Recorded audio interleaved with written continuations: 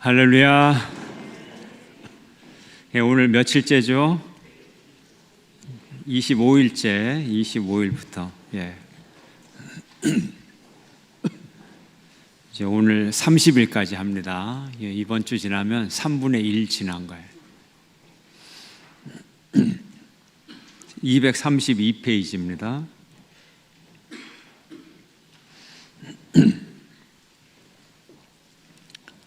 자, 사무엘하 21장부터 21장 내용이 기브온 사람들의 소원을 들어주다. 기브온 사람들의 소원을 들어주다. 기브온 사람들이 베냐민 지파에 의해서 죽임을 당했죠. 근데 원래 기브온 사람들이 어떤 사람들이죠? 가나안 정복할 때 사사기에서 일부러 거지 행세하고 와가지고 우리가 먼 데서 왔습니다. 그래서 평화 조약을 맺잖아요. 근데 누구의 이름으로? 하나님의 이름으로. 속았는데 속았으면 원천 무효잖아요. 거짓말로 계약을 맺었으니까. 그런데도 여호수아는 약속을 지킵니다. 그래서 기브온의 다른 가나안 족속들이 기브온을 향해서 이 배반자 나쁜 놈들, 그래서 기브온으로 쳐들어올 때 찾아가서 도와줘요, 안 도와줘요? 도와줘요. 왜 그랬을까요? 사기당해서 계약 맺은 건데, 원천 무효인데. 왜냐? 하나님의 이름으로 맹세를 했기 때문에 이것이 설마 인간적인 것으로 속았지만 하나님의 이름이 개입이 됐기 때문에 하나님의 이름은 인간의 속고 안 속고 이런 것보다 훨씬 무거운 거예요. 그러니까 하나님의 이름으로 약속한 거를 또 뒤집으면 안 뒤집는 거하고 뒤집는 거하고 두 가지를 비교를 해볼 때 하나님으로 한번 이름으로 약속을 딱 했으면 잘못됐어도 그냥 가는 게 하나님의 권위를 살리는 거지. 거짓말이네 그러고 이제 인간의 약속 같으면 뒤집는데 하나님의 약속을 또 뒤집어. 그러면 누구 권위가 손상이 돼요? 하나님의 권위. 그래서 하나님의 권위 때문에 그러는 거지 그게 잘난 건 아니에요. 올바른 건 아니에요. 그래서 그 정도로 이스라엘 백성들은 손해를 보면서도 하나님의 이름을 무겁게 여겼다, 중요하게 여겼다 하는 거예요. 그래서 하나님의 이름을 이제 자꾸 입에 올리고 하는 거, 그거 자체가 하나님의 권위를 떨어뜨리는 거다. 이제 그렇게 생각을 했기 때문에 그런 거고요. 사무엘하 22장 23절 또 23장 보면은 다윗의 승전가 찬양이 나와 있어요. 찬양 22장에. 그 다음에 23장도 다윗의 찬양이면서 마지막 말이에요. 그 다음에 다윗의 용사들 23장에 돼 있고요. 그래서 22장, 23장 다윗의 시편은 시편 18편의 내용하고 동일한 내용으로 돼 있다. 이렇게 돼 있습니다. 그 다음에 역대상의 내용, 또 다윗의 승전 기록들 18장에서 20장, 다윗의 시편 60편. 그래서 이번 주는 시편이 많아요. 시편이 굉장히 많고 이제 그렇게 돼 있죠. 사무엘하 24장 다윗의 인구조사. 다윗의 하나님 앞에서의 죄악 두 가지 뭐예요? 아까 낮예배 설교 무슨 사건? 밧세바 간음 사건하고 두 번째가 인구조사 두 개. 밧세바 간음은 또 살인까지 이어졌죠. 그리고 다윗의 인구조사는 왜 죄악일까요? 왕이 인구조사하는 게 죄악인가요? 그 밑에 보면 인구조사 자체는 아무런 잘못이 없어요. 인구조사 자체는 합리적으로 정치를 하겠다.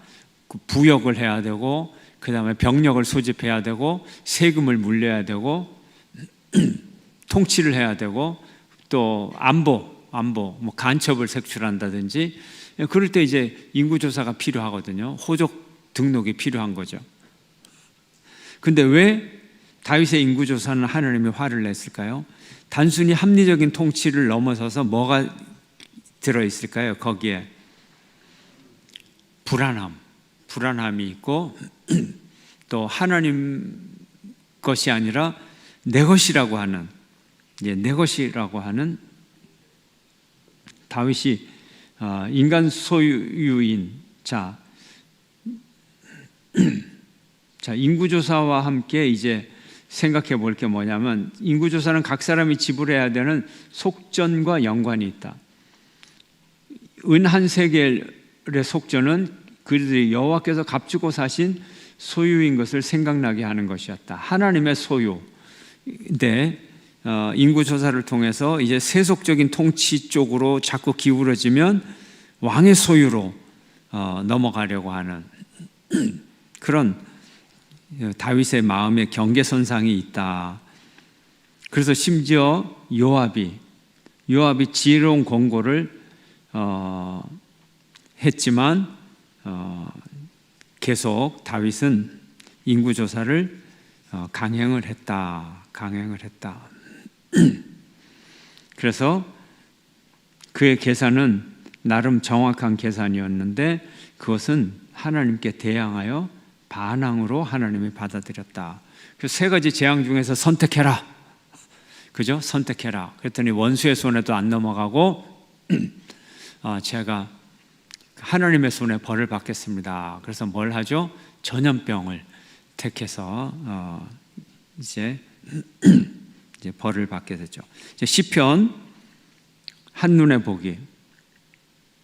시편은 전부 몇 권으로 되어 있죠?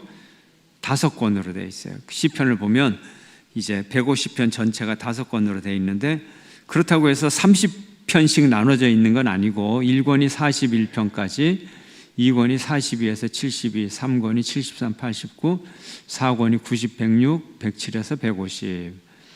총 편수도 이렇게 다르고요. 또 송영 부분도 다르고, 모세오경과 비교하면 1권은 창세기, 출애굽기, 레위기, 민수기, 신명기 이렇게 비슷한 모양으로 구조로 되어 있다 하는 거고요. 자, 할렐루야 뜻은 뭔가요?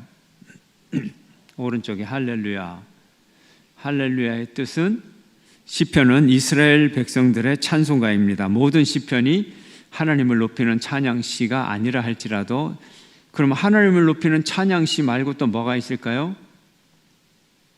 뭐 여러 종류가 있는데 생각나는 대로 몇 가지만. 탄식시가 있죠. 탄식시. 고통당합니다. 또 굉장히 많은 게 지혜시예요. 지혜시. 회개시.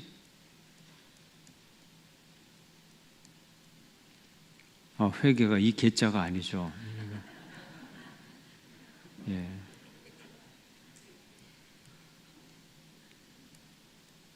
회개시. 또 분류로 따지면 또 여러 종류가, 다른 분류가 있을 수 있습니다. 이건 이제 내용에 따라서.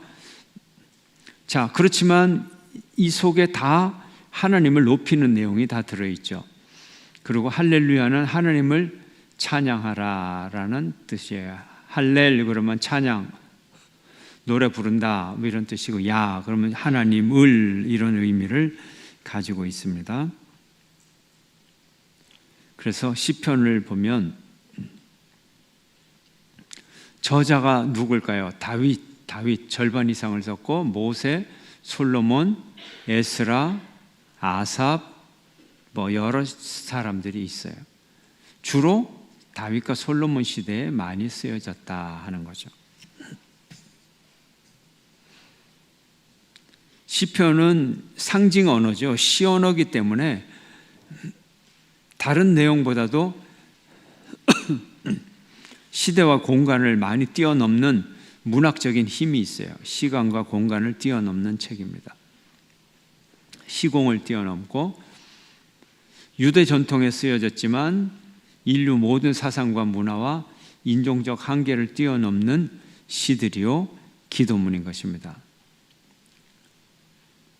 그래서 1권, 2권 아까 설명드렸죠. 도표에 다 나와 있고요. 도표에 나와 있습니다. 또 다른 분류도 있어요. 시편을 내용별로 분류하면 하나님을 경배하는 것, 감사하는 것, 회개하는 것, 간구하는 것.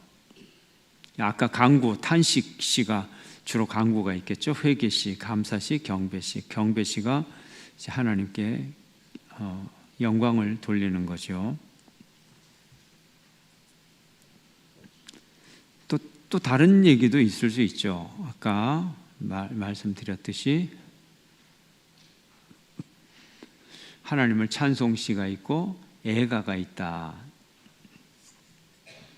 애가는, 찬송시는 하나님을 찬양하는 시고, 애가는 역경 속에서 처한 인간이 하나님의 도움을 청하는 시이다.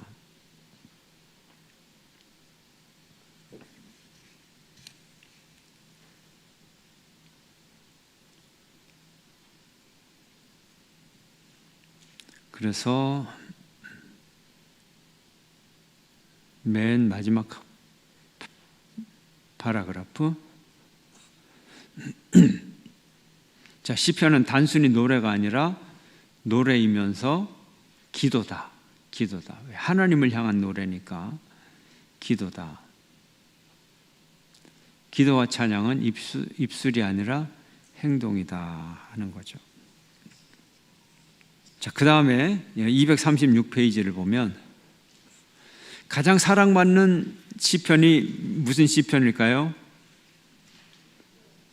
시편 23편. 가장 위대한 찬송시, 하나님을 찬양하라, 내 영혼아 여호와를 송축하라, 이렇게 시작되는 시편. 시편 103편, 104편.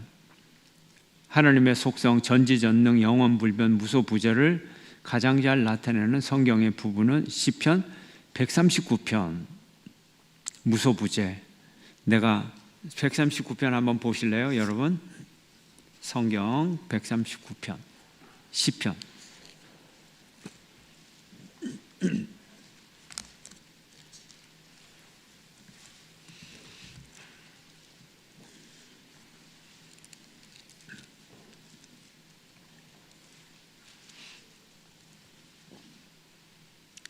자, 139편 1절. 여호와여, 주께서 나를 살펴보셨으므로 나를 아시나이다. 하나님 다 알고 계세요. 앉고 일어섬을 아시고 멀리서도 생각을 밝게 하시오며 익히 하시오며 계속 알고 계세요. 그죠? 예. 4절. 여호와여, 내 혀의 말을 알지 못하시는 것이 하나도 없으시니이다. 또 뭐가 있죠? 하나님이 어디든 계세요. 7절. 주의 영을 떠나 어디로 가며 주의 앞에서 어디로 피하리까? 하늘에 올라갈지라도 거기 계시고 수월에 내 자리를 펼지라도 거기 계시네이다. 천국에도 계시고 수월, 지옥에도 계시고 새벽에도 계시고, 새벽 이른 시간, 바다 끝 거기서도 주의 손이 나를 인도. 바다 끝은 어디예요? 죽음의 골짜기, 죽음의 골짜기. 바다는 죽음이거든. 죽은 영혼들이 이 땅속 지하 속에도 있지만 바다 속에도 있어요. 이건 상징적인 거예요. 상징적인 거예요. 존재론적으로 바다 속에 있다는 거 아니고요. 예. 바다 속에 아무리 잠수함 타고 가봐야 죽은 영혼 없어요. 근데 상징적인 의미로 바다 속은 죽은 자의 곳이에요. 그래서 계시록에 보면 뭐가 나와요?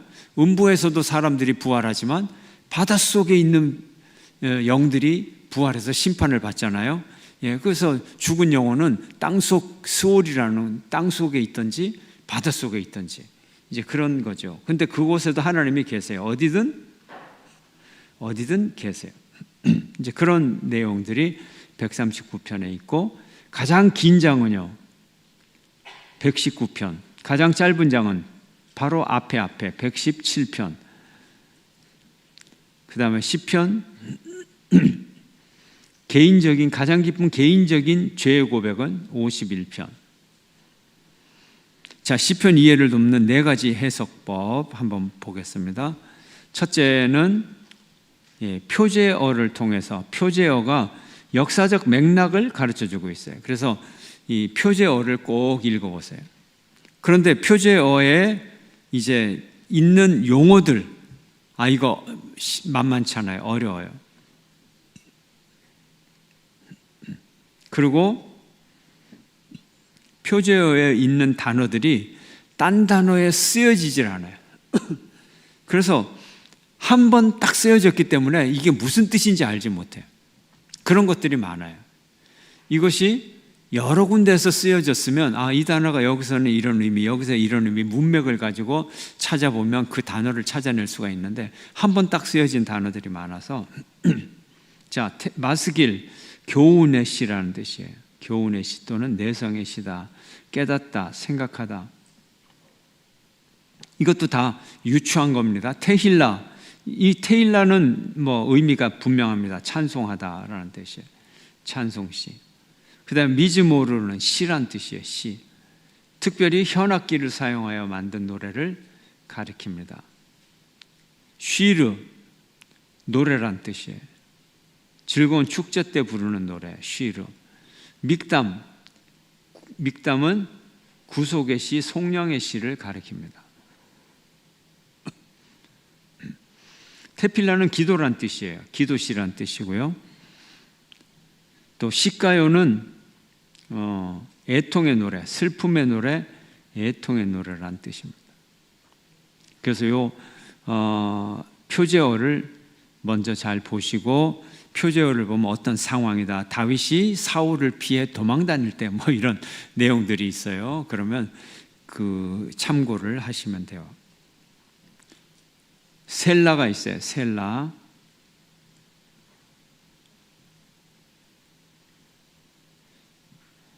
셀라는 살날인데 올리다 이런 뜻이에요. 소리나 주악의 리듬을 높이는 음악적 용어다. 마치 피아노 반주에서 포르테 하라는 뜻과 같다. 이것도 해석이 여러 가지예요. 포르테, 여기를 좀 강조해서 불러라. 근데 악보가 없어요. 지금 악보가 없어요. 그래서 그 악보가 정확한 악보는 아닌데 그냥 교회 역사상 멜로디 몇 개를 가지고 시편 가사를 그냥 붙여서 그냥 불러요. 아마 그렇게 하지 않았을까. 이스라엘 백성들이 특별한 곡에 특별한 멜로디 하나만 붙이는 게 아니라 우리 초대교회 때는요, 올드랭 사인에다가 찬송가를 10개 20개씩 거기다 붙여서 불렀어요. 일단 4박자 계통의 가사를 썼다 그러면 무조건 올드랭 사인에다 붙이는 거예요. 제가 만약에 우리 주님 은혜 감사, 아침마다 은혜 감사 그러면 그 가사만 딱 썼다 그러면 이제 4박자 계통이면 무조건 붙이는 거예요. 우리 주님 은혜 감사, 아침마다 감사 이렇게 4박자는 다 맞아 떨어지는 거예요. 이제 그런 식으로 아마 그렇게 하지 않았을까. 그래서 지금도 유대인들은 몇 가지 시편 멜로디를 가지고 이제 시편의 가사를 다 붙여요. 그래서 그냥 불러요. 그래서 중간에는 레시타티브 그런 형식도 갖춰지고 또 빨리 하면 랩 비슷하게도 되겠죠. 랩 비슷하게도. 그래요. 그래서 기독교에서도 제가 올드랭 사인 얘기했지만 독일 교회도 이제 멜로디 몇 개를 가지고 그저 성경 뭐든지 갖다 붙여가지고 노래로 하기도 하고 그렇게 하더라고요. 이제 시편과 멜로디, 원래는 멜로디가 있고 악기 기하까지 있는 건데 지금은 악보가 다 사라졌다, 알 수가 없다, 너무 궁금하다 하는 건데 보통은 기본 멜로디로 하지 않았을까. 그래서 요즘 작곡가들 기본 리듬 박스 가지고 리듬 탁 틀어놓고서 거기다 맞춰가지고 작곡도 하고 그렇게 하잖아요. 그렇게 하는 것 같아요. 자, 2번 이스라엘의 예배의식의 특정한 면을 봐라. 찬양과 기도, 그분을 노래하는 시편에서 우리의 예배의 중심을 깨닫게 된다. 그래서 예배 시편이 많죠. 예배 중에 부르는 것들. 그 다음에 특정한 구조와 주제를 고려해야 된다. 히브리 문학을 근거로 탁월한 문학 작품이 시편이거든요. 히브리 시의 특징은 병행법과 이합체고 뭐 이런 문학적인 형식이 이제 여러 가지가 등장을 한다 이런 얘기고요.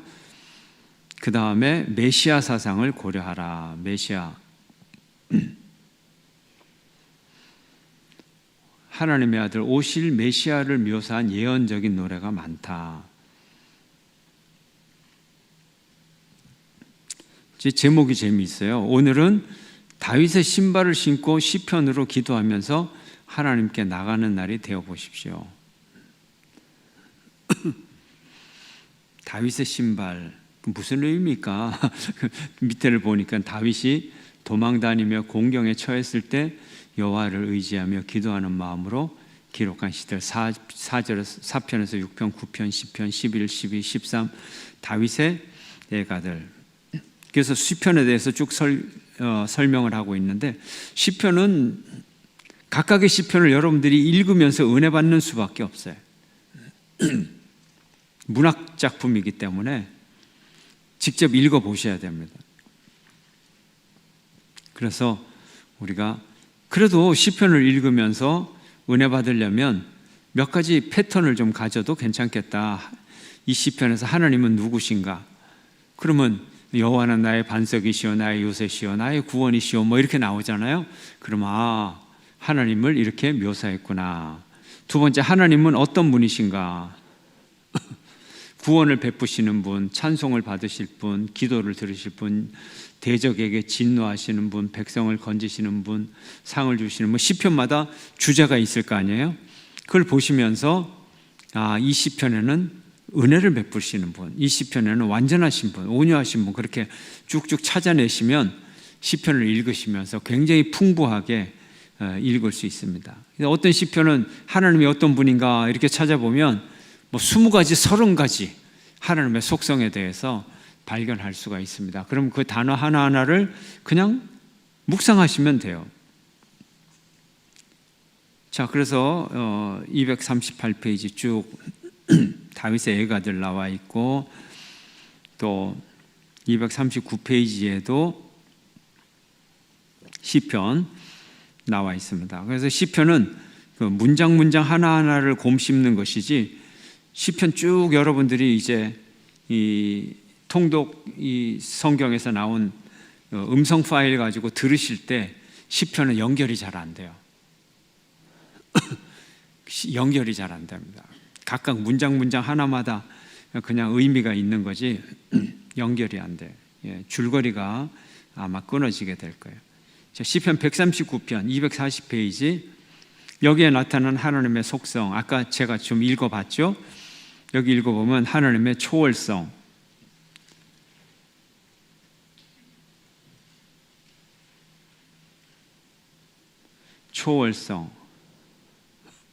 은혜성, 내재성, 하나님의 전지전능, 무소부재, 영원불변, 완전히 거룩하신 분, 사람과 공유하는 속성은 은혜, 자비 이런 속성들이 나와 있다. 그래서 여러분이 다른 시편을 읽을 때도 이 시편에 나타난 하나님은 어떤 하나님인가 한번 잘 찾아보시기를 바랍니다. 자, 28일째 241페이지를 보면 시편 37편 하나님 왜 악인이 번영합니까? 악인이 왜 번영합니까? 그들은 배에 기름기도 끼고 얼굴은 번지를 하고 자손들도 잘 되고 부유하고 편하게 잘 사는데 나쁜 짓만 하는데도 그렇게 잘 살 수가 있어요? 하나님 앞에 질문을 던지죠. 이런 질문을 뭐라고 하느냐? 신정론이다. 신정론은 테오디시라고 영어로 말을 하는데 테오스, 신이라는 뜻의 테오스와 정의라는 다이크의 합성어다. 하나님이 과연 의로우신가, 정의로우신가 이런 질문을 던지게 되는 거죠. 예레미야 12장 1절에 보면 여호와여 내가 주와 변론할 때 주께서 의로우시니이다. 그러나 내가 주께 질문하옵나니 악한 자의 길이 형통하며 반역한 자가 다 평안하면 무슨 까닭이니까? 주께서 그들을 심으심으로 그들이 뿌리가 박히고 장성하여 열매를 맺었거늘 그들의 입은 주께 가까우나 그들의 마음은 머나이다. 악인이 왜 잘 되죠? 악인이 왜 잘 되죠? 그러나 시편에서 또 뭐라 그래요? 잠시 후면 있다 그랬어요? 없다 그랬어요? 잠시 후면 없어질 거다. 그리고 계시록에는요, 지금은 악인이 잘 될 것 같아도 계시록에 의인들은 뭐래요? 의인들은 착하기 때문에 축복만 받고 삽니까? 아니면 악한 자가 핍박을 하고 의인들이 고통을 당합니까? 의인들이 고통을 당하고, 그러나 마지막에 어떻게 돼요? 역전의 은혜가 있어서 하나님의 최후 심판이 있는 거죠. 그래서 최후 심판이 있기 전에는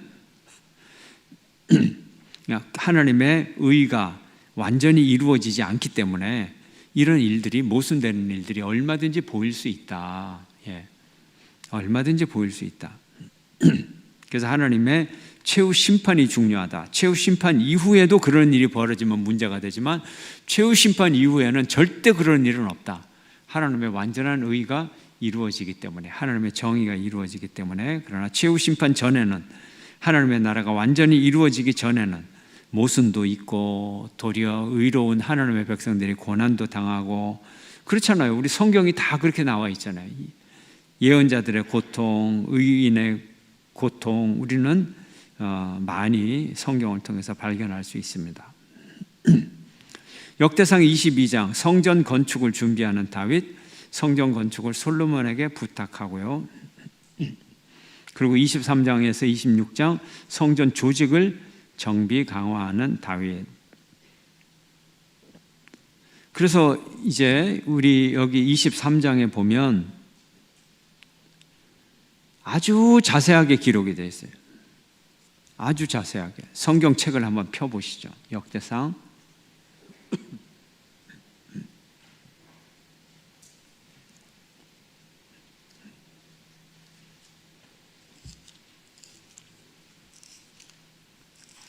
자, 역대상 23장에 보면 레위 사람들의 임무에 대해서 나와 있어요. 레위 사람들.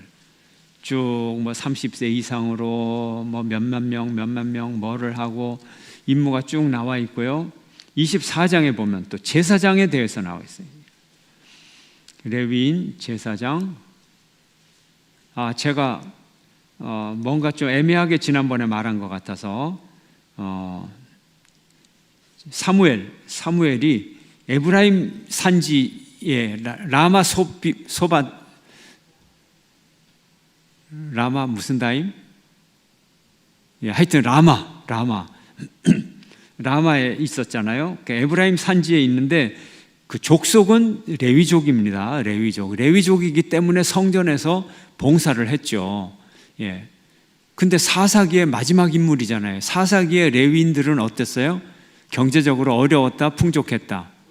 어려웠다. 그래서 이제 문제들이 생기고 사람들이 구차해지다 보니까는 하나님이 원치 않는 일도 하고 개인의 복을 빌어주고 무당처럼 그런 수치스러운 일도 했다. 그런데 사무엘의 집은 달랐잖아요. 그죠? 사무엘의 집은 레위 가정인데 사무엘의 아버지 엘가나는 엄청난 재력이었다. 그래서 사무엘을 바칠 때도 수소 몇 마리? 3마리씩 바치고 그랬어요. 그래서 그러면 이게 뭐냐? 개인 재산은 허락을 했으니까, 개인 재산은 허락이 되니까 개인적으로 잘 사는 집안도 있고 못 사는 집안도 있을 수 있다. 너무 일괄적으로 레위인들이 무조건 다 잘 살고 무조건 못 사는 건 아니다. 일반 인들과 차이점은 기업으로 내려오는 큰 땅덩어리가 없다. 그 차이. 그러면 기업으로 내려오는 큰 땅덩어리 가져서 그걸 상속으로 나눠 가진 사람들은 다 부자냐? 그것도 아니잖아요. 그죠? 기업 받아도 가난한 집이 있고 부유한 집이 있고, 기업이 없는 레위인도 가난한 집이 있고 또 부유한 집이 있고. 그러면 이제 우리가 성경을 읽으면서 여러분들이 상상의 날개를 더 잘 필 수가 있겠죠. 그렇게 이해하시면 되겠어요. 레위인들 가난하다고 하면서 사무엘의 집은 왜 이렇게 부자야? 부자일 수 있어요. 얼마든지 그럴 수 있어요. 자, 그 다음에 23장 레위인의 임무 조직, 24장 24반차의 제사장을 조직하고 아주 자세하게 설명돼. 얼마나 긴지 몰라요. 25장 찬송을 맡은 성가대와 구성 지휘자 임명. 그러니까 찬송이 얼마나 중요한지 몰라요, 레위인들. 그래서 아주 더 길어요, 25장은. 또 26장 성전의 문지기, 성전 관리자의 조직. 엄청난 행정부서가 이 성전 관리와 하나님을 찬양하는데 레위 지파에게 배당이 됐어요. 자, 레위 지파들이 이제 떠돌이처럼 먹을 것을 찾아서 구차하게 살 필요가 없어요. 공직에 이렇게 임명될 자리가 많아요. 몇만 명이 일을 하잖아요. 그러니까 거의 아마 이 나라의 전국에 있는 거의 모든 레위인들이 와서 여기서 일자리를 찾아서 일하게 될 거예요. 국가 예산 얼마나 들까요? 이 조직을 지금 23장, 24장, 25장, 26장 이거 다 운영을 하려면 여기 보면 몇만 명씩 등장하는데, 오늘날 일반 공무원 그거 계산해서 여기 인구수 그대로 보태면 오늘날 인건비로 환산이 되거든요. 이거 하나님의 나라가 아니면, 하나님의 백성의 나라가 아니면 이 제도를 운영을 못합니다. 국가 예산으로 절대 할 수가 없어요. 500억으로도 부족해요, 이 조직을 운영하려면. 요즘 돈으로 따져도 연 1조 원 정도는 예산을 들여야 우리 각 부처 예산이 어떻게 되는지는 모르겠어요. 대구시 예산이 어떻게 되는지는 모르겠는데, 그래서 분열 왕국이 되면 성전 제도를 다 없애버리는 거예요. 돈이 들어가니까. 돈이 들어가야 되고 국가 예산만 들어갈 뿐만 아니라 왕의 개인 재산이 들어가요. 그런데 절기 한번 지키면요, 왕 개인이 얼마 정도를 쓰느냐? 300억 정도를 써요.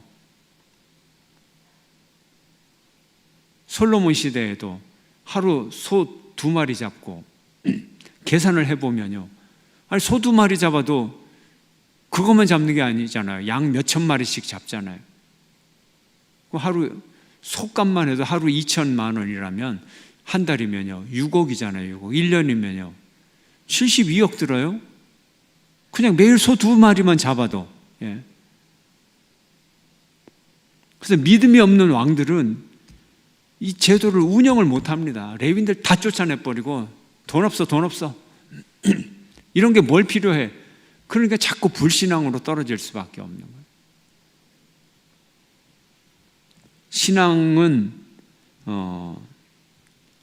신앙은 지출이에요. 지출. 신앙을 유지하기 위해서 지출해야 돼요.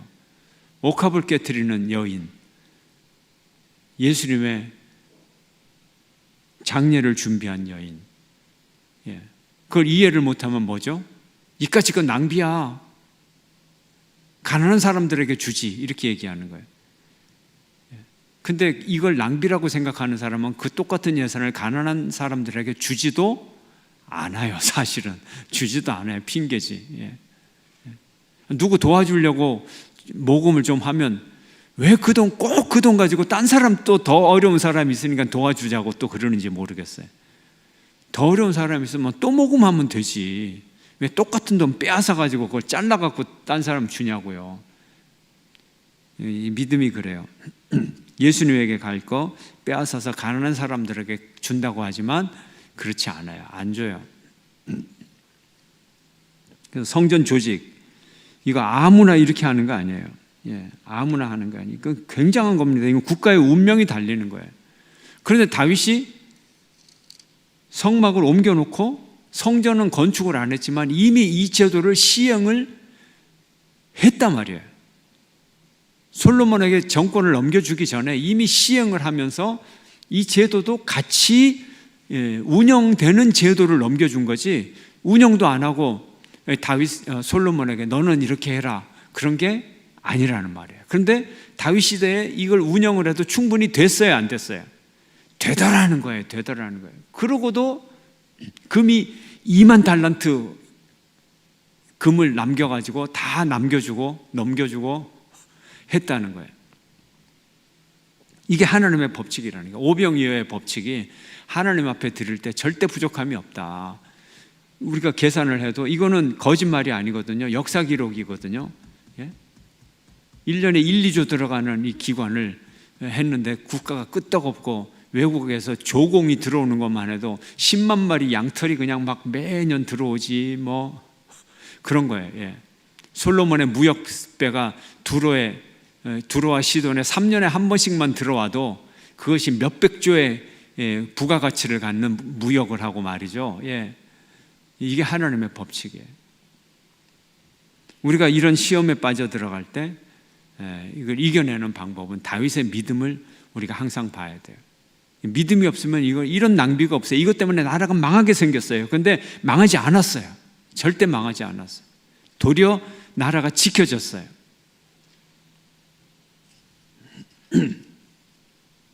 자, 국가 조직인지 성전 조직인지 정경 분리가 아니죠. 당연하죠. 성전 조직이 국가 조직을 살려주는 거죠. 자, 다음으로 넘어갑니다. 계속 시편이에요. 시편은 다시 여러분이 직접 읽고 은혜 받는 길밖에 없습니다. 자, 역대상 27장에서 29장. 자, 26장까지는 아까 했고 29일째 국가조직, 이제 군대조직 27장 모든 가문의 우두머리와 관원들, 백부장, 천부장, 또 각 지파에 관할하는 지도자들 이름이 쭉 나옵니다.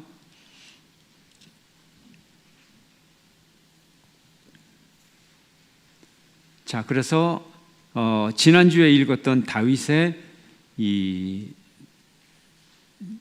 핵심 참모들, 이제 그 다음 핵심 참모 2기가 또 있어요. 27장 32절에 보면 이제 그 다음 대를 이어서 또 참모들이, 핵심 참모들이 또 나와 있어요. 아히도벨이 왕의 모사가 되었고 후세가 왕의 벗이 되었고 분하의 아들 여호야다 아비아달은 아히도벨의 뒤를 이었고 요압은 왕의 군대 지휘관이 되었고 이렇게 나옵니다. 자, 28장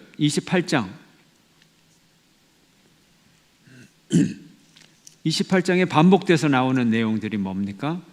하나님께서 다윗에게 성전을 건축할 영광을 안 주고 그 아들 솔로몬에게 주겠다.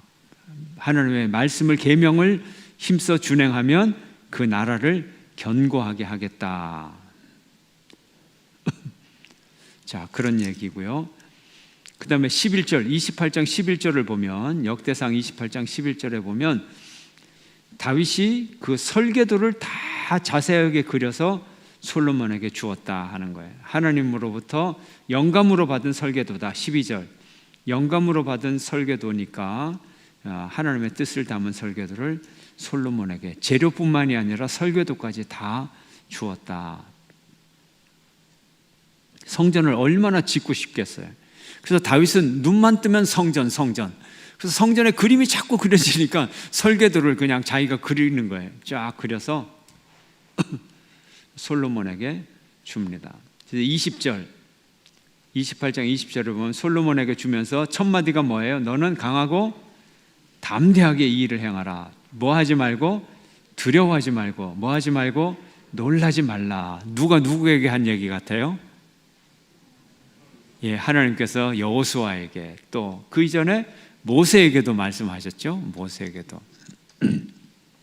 자, 두려워 말고, 강하고 담대하고 이 일을 행하고 두려워하지 말고 놀라지 말고.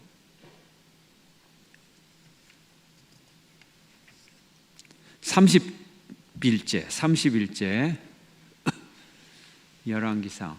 예, 그런데 이제 29장, 다시 역대상 29장, 다윗의 감사 기도가 얼마나 은혜로운지 몰라요.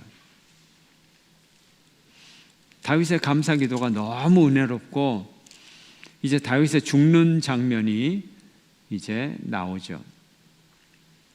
예. 이제 역대하로 넘어갑니다. 열왕기상으로 이제 갑니다. 31제 열왕기상 1장에서 11장까지.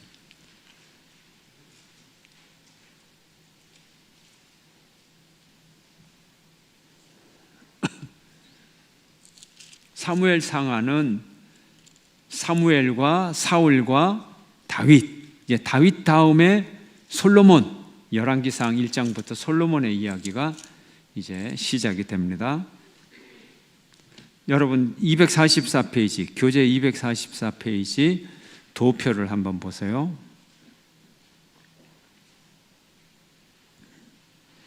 열왕기상 한눈에 보기. 자, 솔로몬의 즉위와 초기 통치 1장에서 4장, 왕궁 건축, 성전 건축, 왕궁 건축 5장에서 8장. 성전 7년 걸렸고 왕궁 건축하는데 20년 걸렸고, 전성기 쇠퇴기가 있고, 이제 솔로몬이 죽고 두 왕국이 시작이 돼요. 분열 왕국이라고도 하죠. 자, 르호보암 남쪽에, 북쪽, 그 다음에 유다의 왕들, 이스라엘의 왕국의 왕들, 또 엘리야와 엘리사의 예언의 사역. 열왕기 속의 흐름을 한번 보면, 자, 970년 주전입니다. 솔로몬의 왕위가 계승되었다.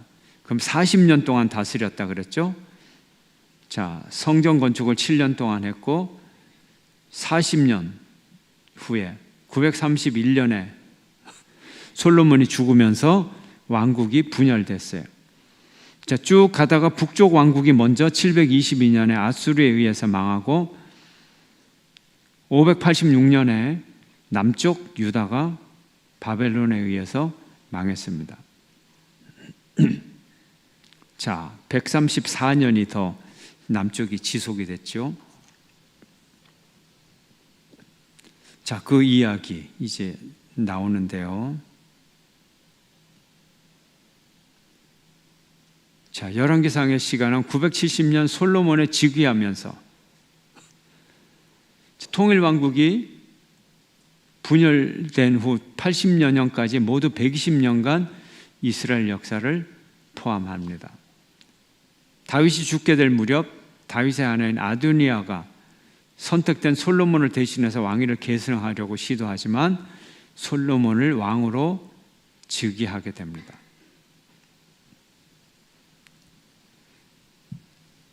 자, 솔로몬이 하나님께 뭘 구했어요?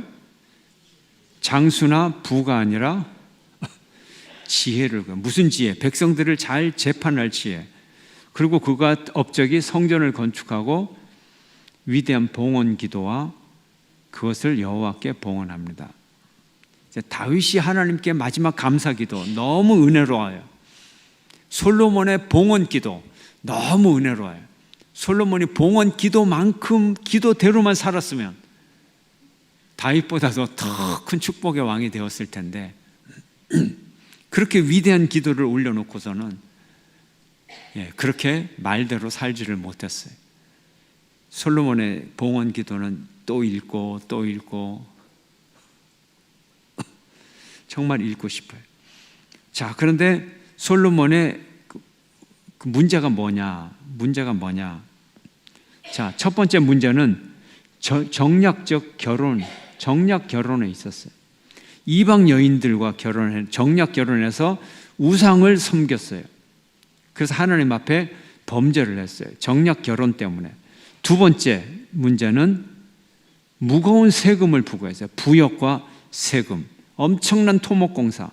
그래서 다윗이 마련해준 그 재물을 가지고, 그 돈을 가지고, 그러니까 이제 솔로몬이 조금 머리가 있었으면 다윗이 물려준 그 재물이 엄청나거든요. 성전이나 궁전을 짓고도 남는 돈이거든요.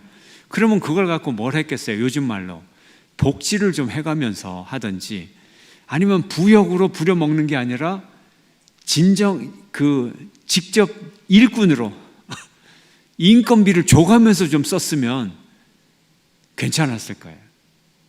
그런데 자기의 영화를 누리려고 끝없는 욕심으로 무거운 세금을 부여했어요.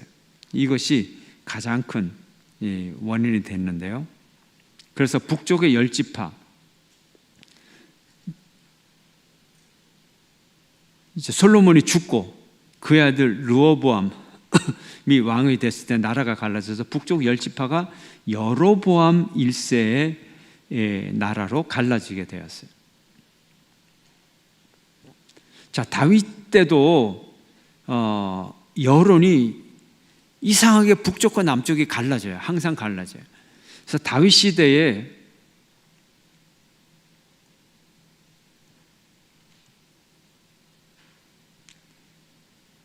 다윗 후 이제 북쪽 이스라엘이라는 이름을 쓸 때가 있고 유다라는 이름을 쓸 때가 있는데, 다윗 시대에 이스라엘이라는 이름은 북쪽의 11지파를 뜻해요. 11지파. 그 남쪽에 유다지파 하나. 그래서 북쪽에 이스라엘이라고 할 때 북쪽은 누가 중심이 돼요? 어느 지파가 중심이 돼요? 베냐민 지파가 중심이 돼서 북쪽의 여론을 형성해요. 사울의 지파죠. 베냐민 지파. 그런데 이제 이 다윗 이후에, 솔로몬 이후에 북쪽 지파, 이스라엘들, 그러면 10지파를 뜻하고 남쪽 2지파를 뜻해요. 남쪽 2지파는 유다 지파와 무슨 지파? 베냐민 지파. 왕을 다 해먹었던 지파들끼리 뭔가 통하는 게 있나 봐요. 북쪽 10지파인데 여기에 리더십은 누구? 에브라임. 왜요?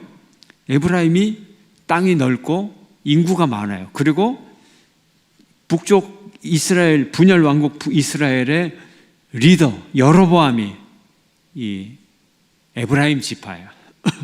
그래서 북쪽의 10지파의 리더는 에브라임이다. 그래서 판도가 이 다윗 시대에 이스라엘 장로들이 와서 다윗에게 이를 얘기하는 북쪽 11지파의 대표들이 왔다는 뜻이고, 이제 솔로몬 이후에 북쪽의 이스라엘 지파, 그러면 이런 10지파고 대표는 에브라임이다.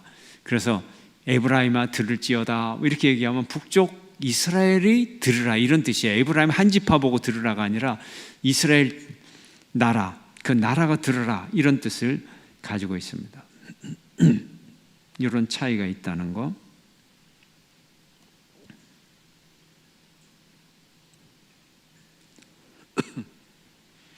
그래서 여로보암의 길로 갔다. 그럼 아주 나쁜 얘기예요. 여로보암의 길로 갔다. 그럼 우상 숭배의 길로 갔다. 이스라엘을 범죄케 하는 일로 갔다. 그래서 유다 왕국은요, 유다에서는 좋은 왕도 있고 나쁜 왕도 있었어요. 근데 북왕국 이스라엘에서는 시종일관 나쁜 왕들이 있었다. 나쁜 왕들만 있었다. 이게 차이점이고요.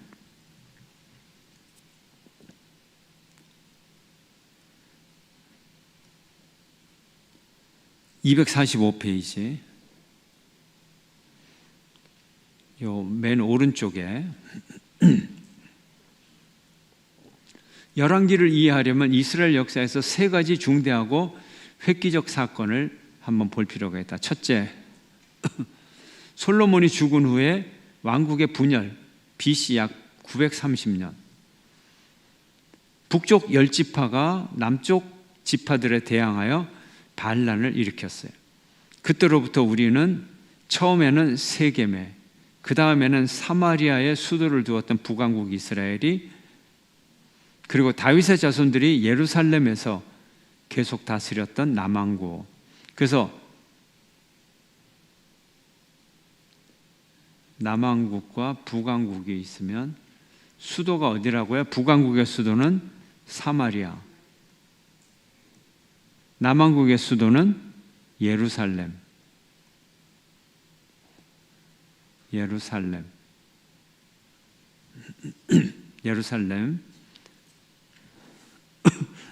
그 다음에 남왕국의 이름은 유다, 북왕국의 이름은 이스라엘.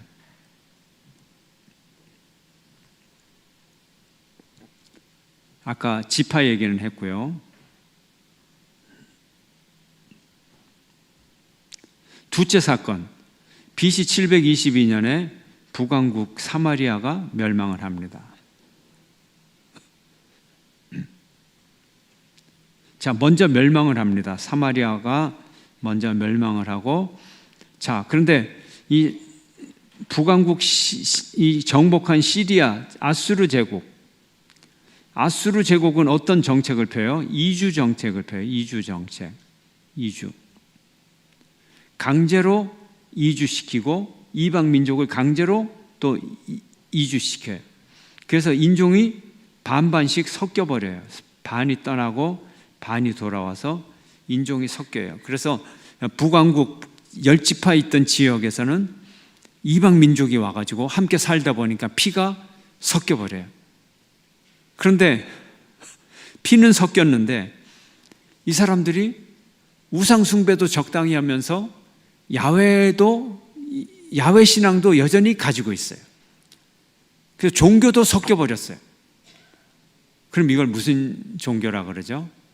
혼합 종교라 그러죠. 혼합 종교. 하나님을 버리지 않았어요. 자신들은 하나님을 믿는다 그래요. 우리가 언제 하나님을 버렸느냐 그래요. 근데 이방신도 같이 섬겨요. 그래서 남쪽 유다에서는 늦게까지 살아남았잖아요. 남쪽 유다는 바벨론에 망해요.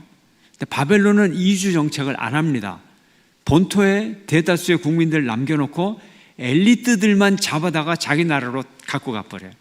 그러니까 핵심 브레인을 자기 나라로 갖고 가버리니까 대다수의 국민들은 그 자리에 그냥 있어요. 그래도 이건 다 껍데기예요. 허수아비예요. 핵심 멤버들만 귀족들, 지도자 계급을 바벨론으로 다 끌고 가버린 거예요. 이제 그런 정책이 달라요.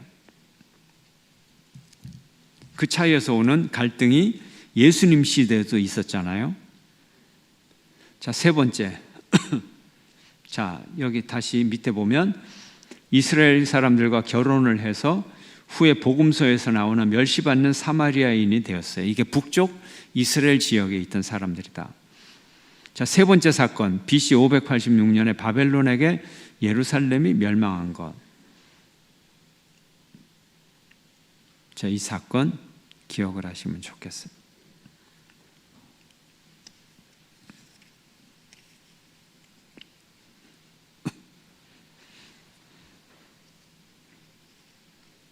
그래서 이스라엘의 주적이 바뀐다 그랬죠. 주적.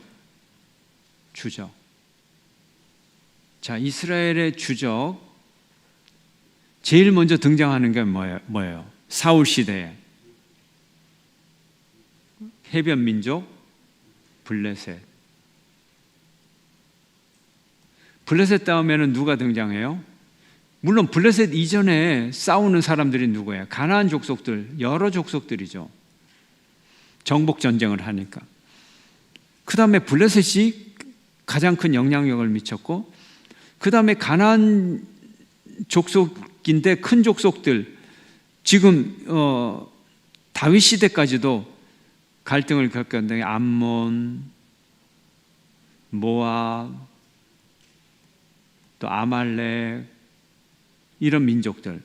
그 다음에 암몬, 모압과 하면서 또 등장하는 게 뭐 연합군도 형성을 하고 플러스 연합군도 하고 독자적으로 이제 쳐들어오기 시작하는 게 분열 왕국 때 가장 많이 쳐들어온 나라가 어느 나라예요? 아람이 한참을 쳐들어오는데 아람은 북쪽 이스라엘이나 남쪽 유다를 정복하지 못해요. 아람 다음에 뭐예요? 아수르가 드디어 북쪽 왕국을 망하게 하고, 아수르 다음에는 바벨론이 남쪽 왕국을 망하게 하죠. 이렇게 주적의 개념이 조금씩 달라져요. 바벨론 다음에는요, 페르시아, 고레스 왕. 페르시아 다음에는요, 그리스. 알렉산더가 하는 그리스. 그 다음에는요, 로마.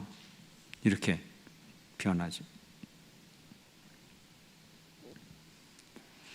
자, 245페이지 맨 아래 보면 열왕기상 1장 다윗의 말년과 솔로몬의 즉위, 다윗의 유언. 그런데 다윗이 죽기 직전에 물려주긴 하는데 다윗이 죽고 솔로몬이 왕이 되는 게 아니라 다윗이 살았을 때 아도니아가 왕이 되겠다고 하니까 밧세바가 찾아가서 왕이시여 이러면 안 되죠.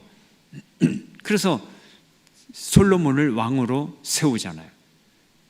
그렇죠? 그런 얘기가 나와 있어요. 그러니까 솔로몬이 왕이 될 때 다윗은 살아 있었다? 네, 살아 있었어요. 노쇠한 왕으로. 근데 솔로몬에게 왕위를 넘겨주고 몇 년을 더 살았느냐? 몰라요. 나와 있지 않아요. 근데 뉘앙스로 보면 1년도 못 사는 것 같아요. 1년도. 그래서 보면 기록상으로는 다윗이 죽고 솔로몬이 왕이 되니라 이런 기록도 있고, 근데 엄밀하게 문자적으로는 아니죠. 왜냐하면 다윗이 살아있을 때 솔로몬을 왕으로 세웠고 그 다음에 왕으로 세우고 나서 이런 설계도라든지 예산이라든지 이거 다 인수인계 정상으로 했거든요. 예, 그러니까 솔로몬이 왕으로 즉위했을 때 다윗이 살아 있었어요. 근데 몇 년 더 살았는지, 몇 개월 더 살았는지, 일주일 더 살았는지 알 수 없어요. 그 뉘앙스는 왕이 탁 넘겨주고 그 다음날 탁 죽은 것처럼 그런 느낌이 나와 있어요. 근데 그 다음날 죽지는 않았겠죠, 그죠? 예. 예, 그래서 몇 년 더 살았는지, 몇 개월 더 살았는지 천국 가서 물어보면 되겠어요. 근데 별로 안 중요하죠. 예, 그건.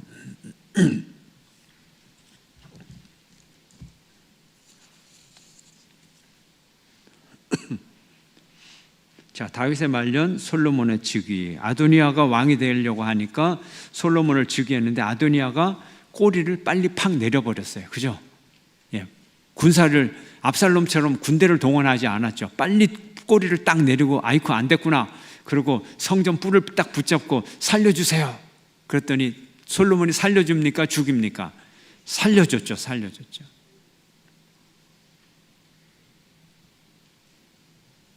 여기 나옵니다. 예, 보면서 해야 되겠네요. 246페이지. 다윗의 당부는 뭐예요? 강하고 담대하라. 대장부가 되라. 그래서 다윗의 당부는 대장부가 되라. 하나님의 말씀을 지켜 행하라. 세 번째, 하나님 앞에서 행하라. 그것이 다윗의 유언입니다. 다윗이요, 다윗은 의도적으로 피 흘리지를 않았어요.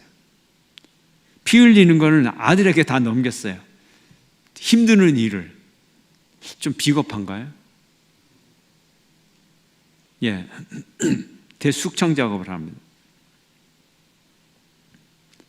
자, 임종하기 전에 왕위 계승 서열이 앞선 아도니아가 스스로 왕이 되려고 했지만 솔로몬에게 왕위를 넘기고 아도니아를 처형합니다.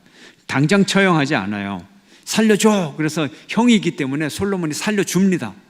내가 네 목숨을 보전하리라. 살려줬는데 언제 죽여요? 아버지의 첩 수넴 여인 아비삭을 달라. 근데 아버지의 첩을 달라고 하는 건 뭐예요? 아버지의 첩도 재산이거든요. 그러면 전임 왕의 첩을 물려받는 사람은 왕일까요? 아닐까요? 왕이죠. 왕. 그러니까 첩을 달라고 하는 거는 사실은 왕위를 달라는 상징적인 의미죠. 그래서 밧세바에게 가서 아비삭을 주세요. 그런데 성경에는 아무런 수식어가 없이 이 밧세바가 솔로몬에게 그 말씀 그대로 옮기는 것처럼 돼 있어요. 과연 밧세바가 머리가 생각이 없었을까? 그건 모르겠어요. 그대로 옮겨요. 그대로.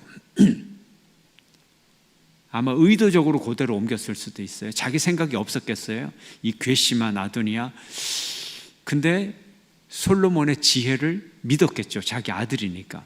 아마 그랬을 거다. 아무런 감정이입이나 판단이 없어요. 상식적으로 보면 굉장히 불쾌한 건데 밧세바가 그대로 옮기니까 딱 옮기자마자 뭐라 그래요?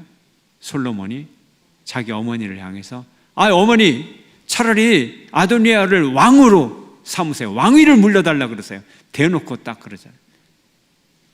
그 의미를 알고. 그래서 그때 당장 군대 장관을 보내서 아도니아를 그냥 그날로 처형해 버립니다.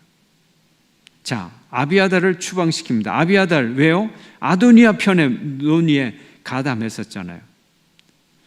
장군 요압 아브넬을 죽였을 때 다윗이 부들부들 떨면서 내가 이 일을 어찌할꼬, 이 폭력배를 내가 어떻게 할꼬, 그러면서도 수십 년을 같이 지냈잖아요. 다윗하고 바세바 사건 때 음모도 같이 꾸미고. 근데 여전히 문제잖아요. 조카인데 말을 안 들어. 그래서 뭐라고 얘기합니까? 솔로몬에게 유언을 남길 때 오죽했으면 유언으로 등장을 했을까? 야, 네가 적당히 처리해. 적당히 처리해. 근데 건수가 생겼어요. 왜요? 아도니아의 반역 때 아도니아 편에, 솔로몬 편에 안 서고 아도니아 편에 섰어요. 근데 아도니아를 살려줬기 때문에 아비알달도 살려주고 요압도 살려주고 다 살려줬었는데 이제 아도니아를 처형할 때, 아도니아를 딱 처형하니까 요압은 닳고 다른 사람이잖아요. 그 칼이 그 다음에 누구에게 올까? 자기에게 오잖아요. 근데 자기에게 찾아오기도 전에 자기가 먼저 성전에 들어가서 제단 뿔을 잡고 살려주세요 하고 부들부들 떨고 있는 거예요. 나와라 그러니까 살려주지 않으면 절대 안 나갈 거예요. 그래서 군대 장관을, 후임 군대 장관을 보내서 요압을 처형을 하죠. 시므이를 처형합니다. 시므이를 가택 연금시키고, 근데 이제 가택 연금도 아니에요. 예루살렘 성 안에서는 살게 했어요. 근데 너 성을 한 발자국이라도 벗어나면 죽는 줄 알아. 근데 그 종이 종 2명이 도망갔어요. 가드 왕에게, 이 블레셋 쪽으로 도망갔어요. 그래서 이 종 2명을 찾으러 시므이가 가드 땅으로 가서 종 2명을 찾아서 데려옵니다.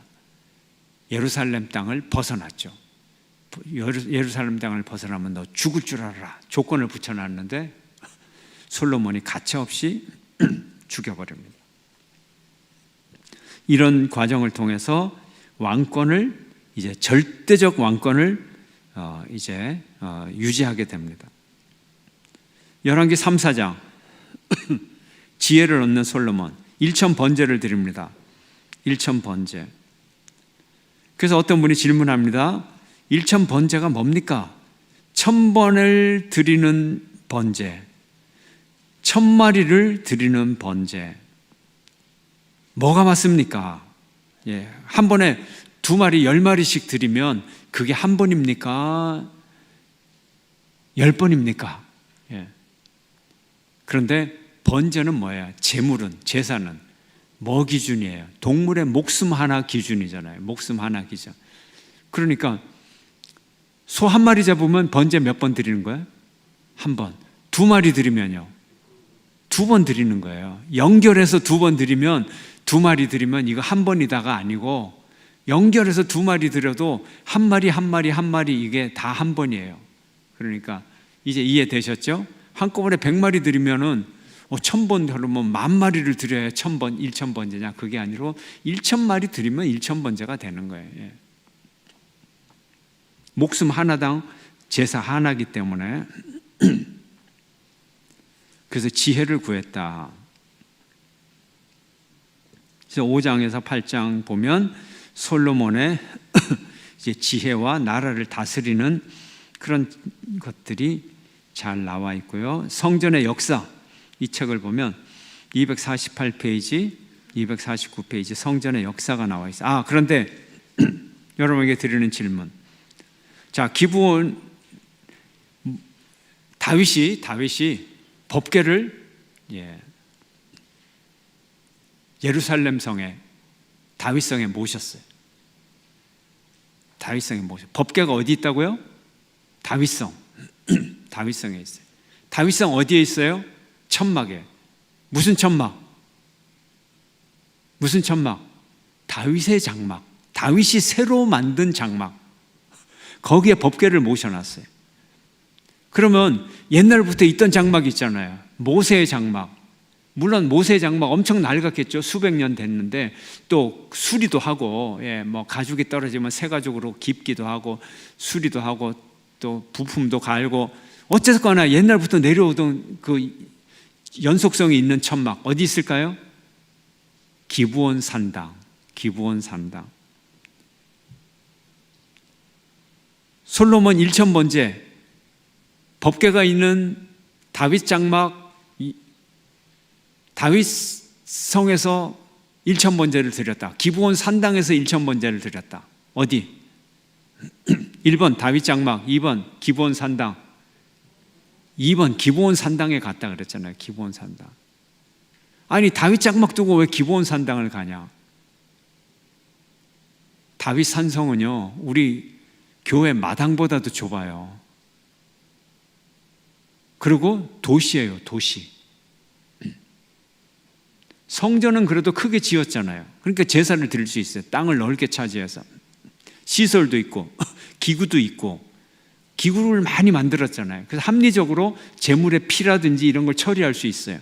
소 한 마리 잡으면 피를 다 뽑아야 각을 뜨니까 그 소 한 마리에 있는 피 한 마리를 뽑아도 얼마나 피가 많이 나오고 있어요. 이거 어떻게 처리합니까? 이거 산당이라 해야죠. 산당.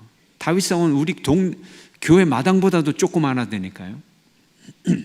제사를 드릴 수 없어요. 1000번제 드릴 수 없어요. 소 한 마리도 처리를 못하는데 무슨 1000번제를 드려요. 기브온 산당에 드리는 거예요. 기브온 산당에는 모세의 장막이 있기 때문에 거기도 아주 거룩한 장소다. 의미 있는 장소다. 그래서 법궤는 다윗 산성, 다윗 시온성, 모세 장막은 기브온 산당. 그래서 1000번제를 거기서 드렸다.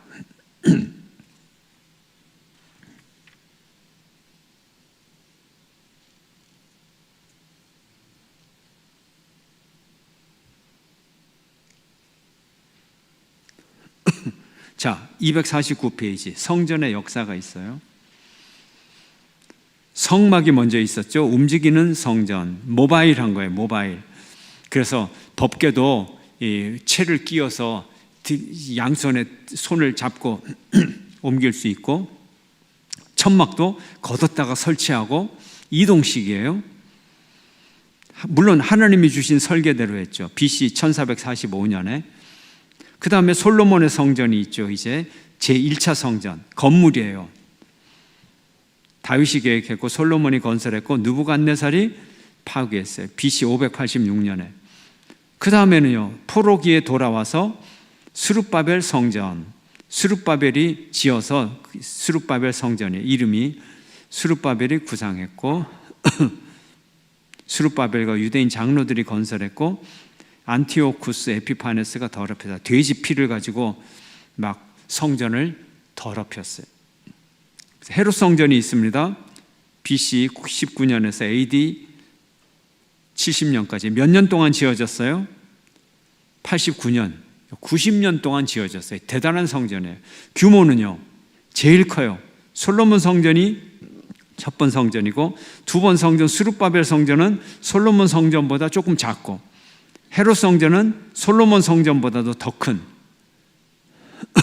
규모에 있어서는 더 큰 성전을 지었어요. 로마가 AD 70년에 파괴를 해버렸어요. 현재 성전은요, 현재 성전은 유대 성전도 아니고 기독교 성전도 아니고 지금은 이슬람 성전이 그 자리에 있어요. 그래서 이 성경에 나오는 이 성전의 역사하고는 전혀 관계없는 이슬람 성전이 있어요. 그건 기독교하고도 관계가 없습니다. 아무 관계가 없는 장소만 그 장소에 있다는 거죠. 황금돔이라고도 하죠.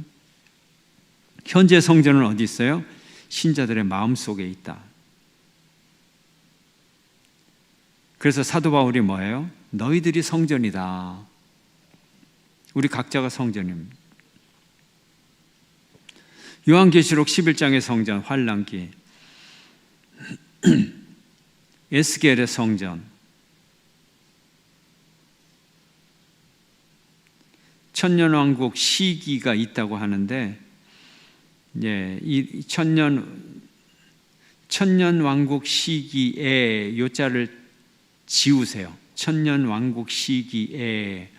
왜냐하면 천년왕국이라는 것이 있다고 하는 신학이 있거든요. 근데 이제 우리가 믿는 해석하는 천년왕국은 천년 동안 지속될 정도로 긴 시간이라는 그런 의미를 갖고 있지, 천년왕국이라고 하는 특별한 시간대가 있다, 그런 시대가 올 것이다, 우리는 그렇게 믿지 않아요. 그냥 긴 시간이다. 천년이니까 보통 의미로 긴 시간이다, 그렇게 보지. 천년왕국이 있고 천년이 지난 후에 뭐가 오고 그런, 우리는 그런 신학이 아니에요. 그건 문자주의예요. 그래서 천년왕국 시기에 이 부분만 지우시면 되겠어요. 그냥 메시아가 건축하게 되는.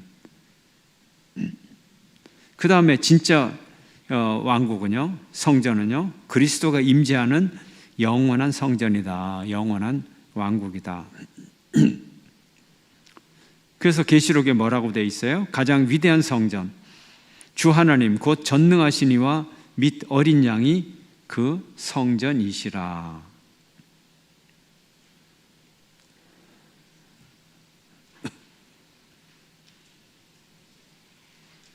자, 주 하나님 곧 전능하신 이와 어린 양이 그 성전이심이라. 영적인 성전.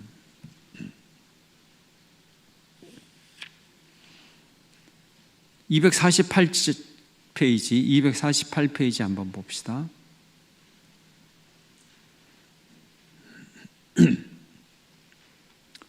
성막과 성전의 의, 성전과 하나님의 나라, 하나님의 주권적인 임재. 성막과 성전의 의미는 뭔가요? 죄가 세상에 들어오기 전 에덴에서 하나님과 함께 거닐 수 있는 특권을 누리던 인간은 아담과 하와의 타락으로 하나님과의 관계가 단절되었다. 하나님 나라가 파괴되었다. 그런데 성막은 뭐냐? 하나님과 인간이 관계를 갱신하고 언약을 수행하기 위해 필요한 장소였다. 그래서 텐트, 성막의 형태가 이스라엘의 첫 성전이었다 하는 거죠. 성막 안, 지성소의 법궤 위 시은좌의 시온좌, 이거 미스프린트입니다. 시온좌가 아니라 시은좌입니다. 시은좌. 은좌에 거하시며 이스라엘 백성들과 함께 하셨습니다. BC 960년에 세워진 솔로몬 성전은 BC 586년 바벨론 느부갓네살 군대의 예루살렘 공격 때 전소되었습니다. 자, 아까 다윗 장막에 법궤가 있고 기브온 성소의 산당에 모세 장막이 있었어요. 그런데 솔로몬이 넓은 땅에 성전을 지었어요. 다윗성 그 위에다가, 모리아산에다가. 그러면 이 법궤가 성전으로 갔죠. 그죠? 법궤가 성전으로 갔어요. 그리고 바벨론에 느부갓네살이 쳐들어와서 성전을 파괴하고 불지르고 이제 이 금문 보석을 다 약탈을 할 때 법궤도 어디로 갔는지 몰라요.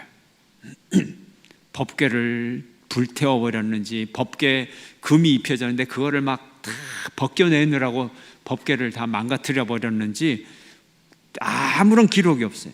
하여튼 법궤는 사라져 버렸어요. 법궤가 사라져 버렸어요. 그리고 성전이 없어졌어요. 성전이 없어졌습니다. 법궤도 사라졌습니다. 그럼 제사는요?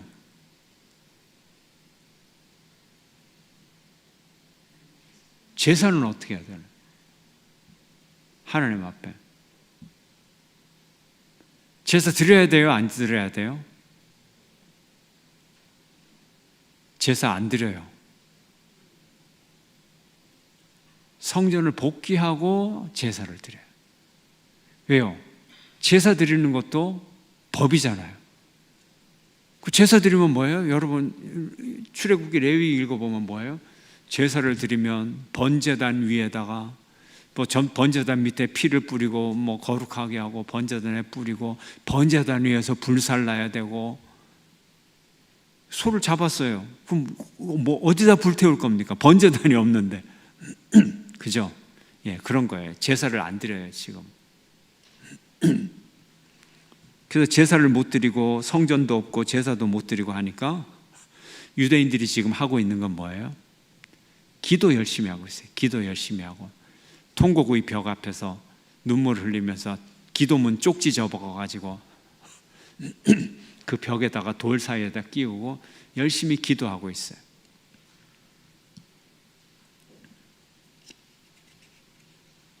그렇죠? 예. 제사를 드리려면 율법대로 해야 되는데 율법을 지킬 수가 없으니까. 예.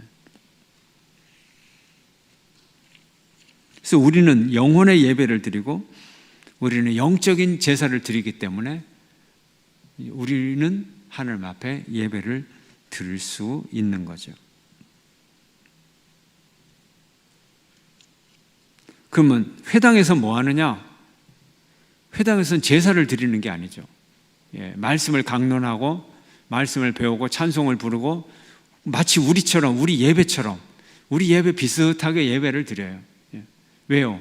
우리 예배가 원래 회당 예배에서 온 거니까. 예수님 시대 회당 예배에서 사도들의 전통을 통해서 회당 예배가 조금씩 변화가 되어서 우리 기독교 예배가 됐으니까. 예.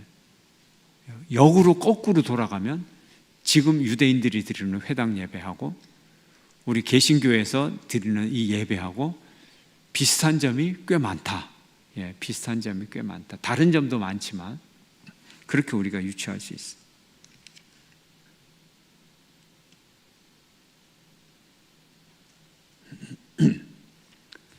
250페이지 솔로몬의 몰락.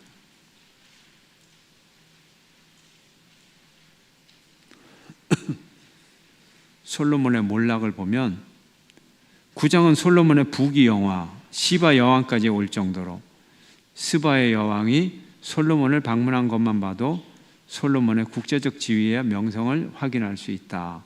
첫째, 외교적으로 평화 유지를 하려는 정략적으로 이방 여인들과 결혼하였다. 유다로 하여금 우상 숭배에 빠지게 하는 구실을 주었다. 두 번째, 자기들이 섬겨온 우상들을 섬길 수 있도록 종교적 자유를 허락하였다. 그래서 종교 혼합주의를 받아들이고 종교적 방종을 가져왔다. 그래서 아예 그 이스라엘 땅을요 종교 박물관으로 만들었어요. 아예 이건 내가 붙인 별명이에요. 종교 박물관으로 만들었어요. 아예 모든 종교가 다 있도록. 그 다음에 세 번째,